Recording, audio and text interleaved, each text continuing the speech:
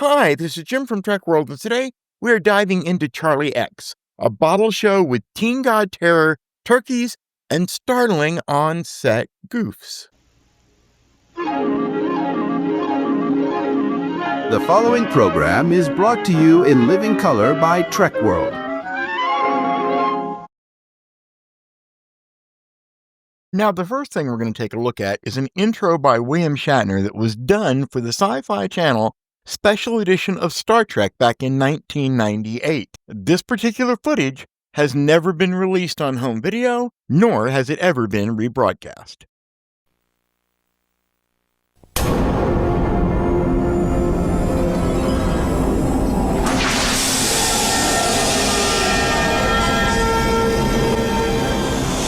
Charlie X was the second Star Trek episode that television audiences would get to see. It's filled with themes and images that set it apart from the usual science fiction of the time. This episode sent a message: we're not going to be what you expect from a prime-time science fiction series. Charlie is a lost adolescent, unsure of his feelings, uncertain about his powers, unable to control his emotions. He's a loose cannon aboard the Enterprise, a danger to himself and the crew. What makes Charlie interesting is that he never ceases to be a sympathetic character. Psychologists might say he's a victim of his upbringing. If that's true, we can blame the 𝐃𝐨𝐧'𝐭, the race of beings who raised Charlie after everyone else aboard his spacecraft died in a crash.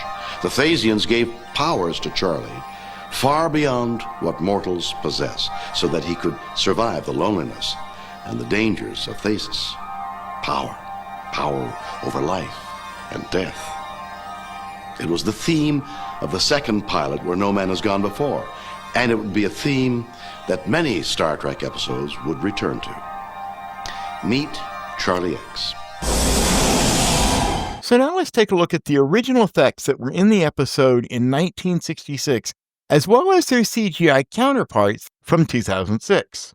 As for the original effects, every glimpse of the starship here came directly from the two pilots, the cage and Where No Man Has Gone Before. According to production records, no new model or optical footage was filmed for this episode. Editors simply reused existing 11-foot miniature shots photographed by the Howard Anderson Company, including standard approach and flyby angles first captured for the pilots. Now, while there's no documentation confirming new composites or alternate star fields, the reused material was carefully timed to the episode's rhythm, giving it a seamless look despite its origins. Charlie X may not have introduced new effects, but it did prove how resourceful the early Star Trek team was, repurposing limited footage to maintain the illusion of a vast, living starship exploring deep space week after week. Now we're going to take a look at a series of clips from this episode that show a variety of little mistakes that run throughout the episode. Now, these mistakes can be caused by continuity, they can be caused by editing issues, and they can even be caused sometimes by the actors themselves. Let's just take a look at a couple of the scenes where everything looks a little bit off and discuss it, shall we? Now, the first thing that immediately comes to mind is probably the most glaring one to me, and that is that we see in the original captain's log that the Antares is a cargo vessel. However, a few minutes later, Kirk's leaving another log, and in that log he refers to it as Science probe vessel. And then a third time after that, while discussing it with Spock, he refers to it as A survey ship with 20 men aboard, lost. Now, next up is one of those blink and you'll miss it type of moments. That is, Charlie's in sick bay. He's laying reclined and he's doing the feet pump thing against the wall for Dr. McCoy. But every now and then we get a close-up shot of the biomonitor on the wall. And when we do, we clearly see a reflected silhouette of Charlie in the lower third of each shot. A reflection that shouldn't be there if he were still laying down. The following clip of Grace Lee Whitney and D.C. Fontana is also from the Sci-Fi Channel Special Edition. And I like Charlie X because that was really kind of written for me, D.C. Fontana. Gene Roddenberry wrote it, but D.C. Fontana, I think it was her idea. Gene knew that I wanted to be a writer. Gene didn't really care whether you were, what gender you were or how old you were, because I was quite young at the time, or what color you were. He just wanted somebody who could write well. or act well and fulfill a role. It's a wonderful part for Rand, also because I got a chance to work with Robert Walker Jr., who never came out of his dressing room the whole time we did the show.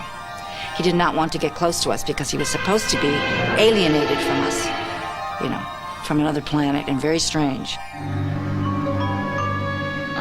Are you a girl?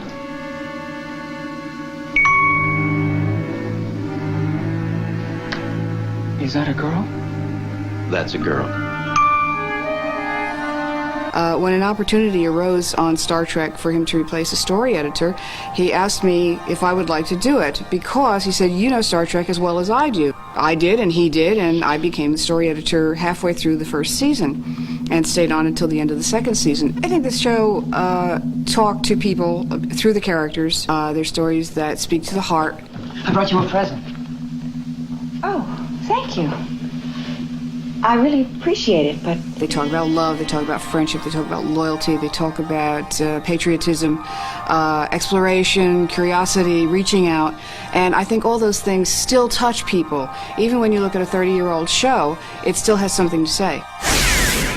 When Star Trek went off the air in the late 1960s, there was one syndicated rerun by the Sinclair Broadcasting Group that actually showed the exact same episodes in their uncut format. But after that, every version that was shown in syndication in the 1970s had footage cut out of it. The reason there was footage cut out of it was because television stations would remove footage for the ability to add additional commercials. Now, not everybody always removed the same thing, but on average, they removed about a minute from each episode. What we're going to take a look at now is some of the scenes that were known to have been cut in syndication. Now, as the episode Charlie X unspools, the transporter hums, and an awkward teenager materializes. In the original cut, we lingered a bit longer on this moment. The awkwardness of Charlie's arrival and Kirk's caution were very palpable. Those extra seconds of beam-in footage were trimmed when the show was squeezed into a syndication slot, but they helped establish the boy's vulnerability.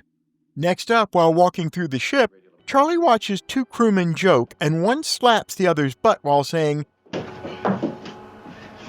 Hey, I'll put the equipment away. See you in the rec room, huh? You got a deal, friend. All right.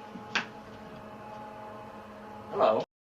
That exchange, usually removed in syndication, explained why Charlie later repeats the gesture with Yeoman Rand. Without it, his clumsy attempt at flirtation feels even more shocking. Now, an unusual musical interlude in the crew lounge shows Uhura entertaining her shipmates with a playful song. For a fleeting moment, Spock allows himself a small smile as her voice and his Vulcan lute harmonize, a rare emotional crack from the stoic first officer. This reaction, though, was usually another casualty of syndication. In Kirk's quarters, there's also an earnest talk between the captain and the teenager. Kirk tries to act as a surrogate father and set boundaries. The trimmed conversation that most of us saw made Charlie seem more inexplicable and Kirk's frustration more abrupt. Now, the gymnasium scene is legendary for us fans. In the original, we see women exercising in leotards as Charlie and Kirk enter the ship's gym. Kirk instructs Charlie in hand-to-hand combat, and their sparring becomes a lesson in self-control. Syndication removed the background of the women working out, and even some of the tense moments when Kirk sternly orders Charlie back to his quarters. Those cuts lessened the sense that Charlie was constantly surrounded by unfamiliar social cues. Later, as Charlie storms through the ship, the unsyndicated cut shows him freezing a female crew member, shoving past three men, and even turning a young woman into an old one. Those unsettling moments emphasize how easily his emotions translated into harm. For those of us fans who discovered the show for the first time in syndication, finding these moments on the DVDs is like finding a hidden level in a favorite game, a chance to see the Enterprise and its crew in fuller detail. Robert Walker Jr., son of actor Robert Walker, who starred in Bataan and Stranger on a Train, turns in a riveting performance as Charlie. He is quite an accomplished film and TV actor with dozens of roles to his credits. Charlie's costumes were hand-me-downs from the cage and Where No Man Has Gone Before. The brown tunic that he wears looks like it was once Kirk's shirt, with a command emblem still visible on the belt. And now it's blooper time. In the sickbay scene, a reflection of Charlie standing up is clearly seen in the screen over Charlie's bed, but when the camera returns to him, Charlie's lying down. Robert Walker Jr. played Charlie Evans. His portrayal of Charlie X is both horrifying and sympathetic. Seems that Robert had acting in his blood because his father, Robert Walker Sr., starred in many films, including the Hitchcock classic Strangers on a Train. Charlie X was the first script by D.C. Fontana, who would become one of the most prolific Star Trek writers. D.C., the D for Dorothy, started out as Gene Roddenberry's secretary. Roddenberry had written the story but set it aside because it was short on action. Bob Justman, the associate producer at the time, convinced Gene to let D.C. have a crack at it, making the story work. She did, and it did, and she went on to write Tomorrow Is Yesterday, Friday's Child, and The Enterprise Incident, among others.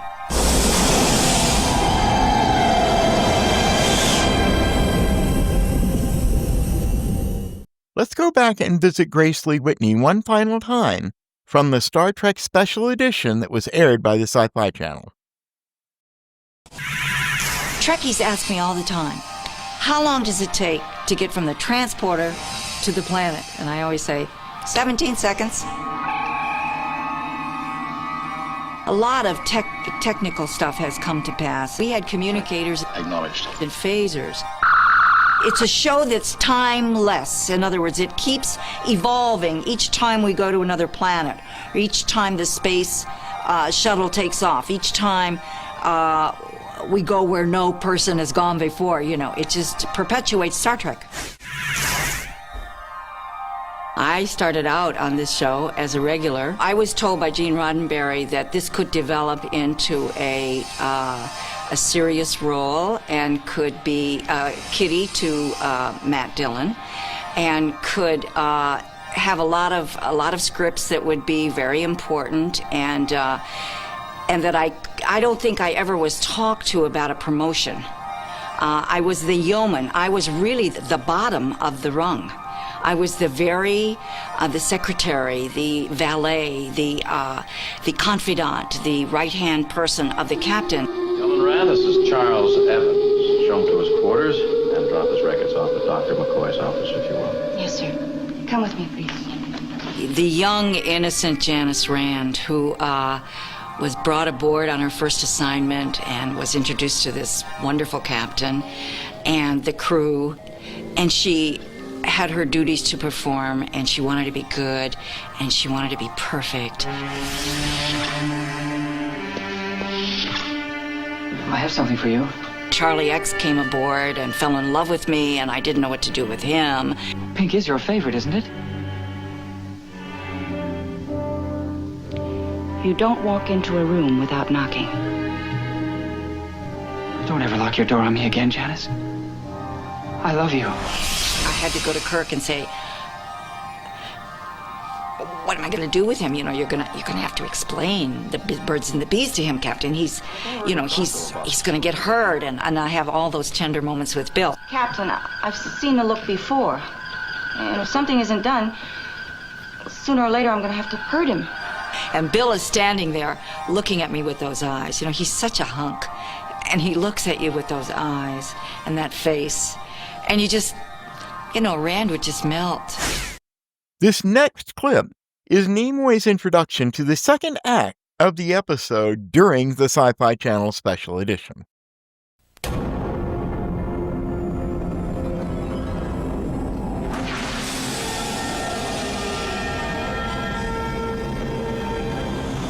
Growing up isn't easy, and adolescence can be painful and confusing.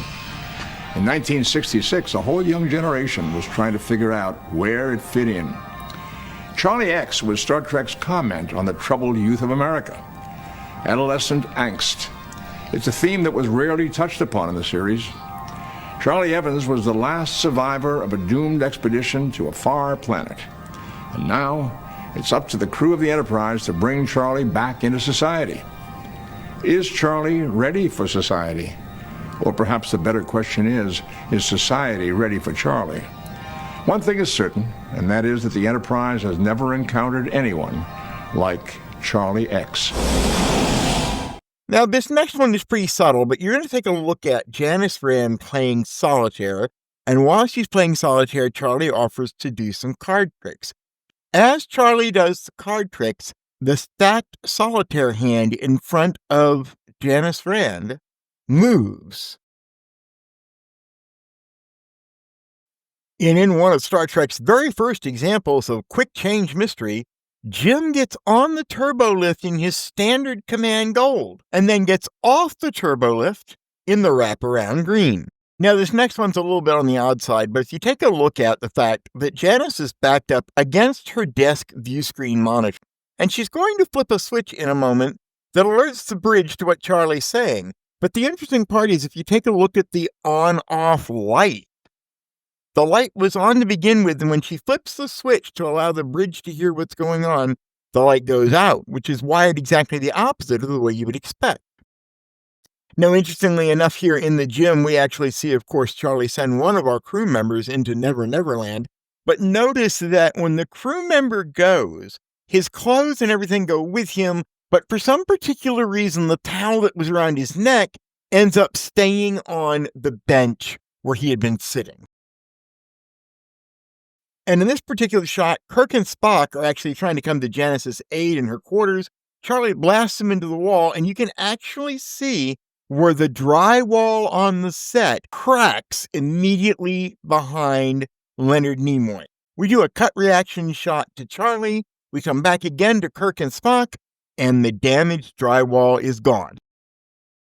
Now, the next thing that's interesting is, of course, at the end of the episode, the aliens start returning people to the Enterprise, and one of the most prominent people they return first, obviously, is Janice Rand, who magically appears on the bridge, even though she had been removed from her quarters. So if they sent her back to the bridge, where did they send the guy that had been in the gym? The next thing we'll take a look at is there's this scene on the bridge where Spock is under the control of Charlie, and he's reciting like nursery rhymes and stuff like that. And Kirk goes over, and when you actually see Kirk cross in front of Spock, there is a moire pattern on one of Spock's consoles that is fixed. It is not moving, but a split second later, on a change of camera angle, you see it moving behind Shatner and Nimoy.